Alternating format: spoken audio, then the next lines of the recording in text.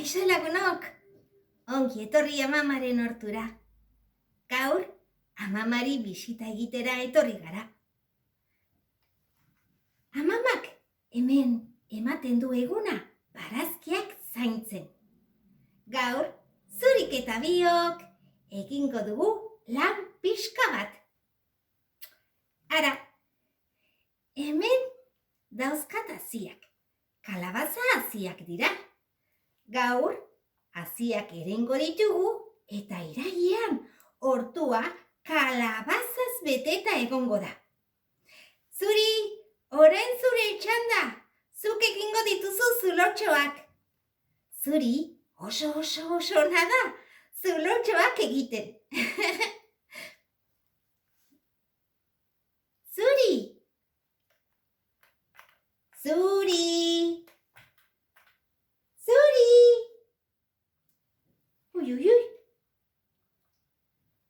Zuri! Zuri! Galdu egin dela uste dut. Zuri!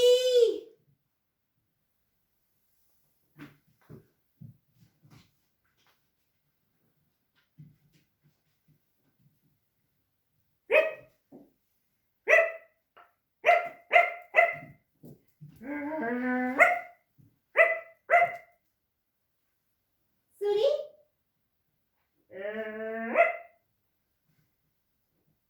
Zuri! Hemen zaude! Ene eskerrak hemen zaudela. Etorri ona. Ai. Zein ondo hemen zaudela. Zuk egingo dituzu zulotxoak. Oi? Eta ez zura hundi hau? Nondik atera duzu? Mamut batena ematen du. Nondik datorren ikertu nahi duzu baietz? Ba, nire esku argiarekin erraz ikusiko ditugu aztarnak.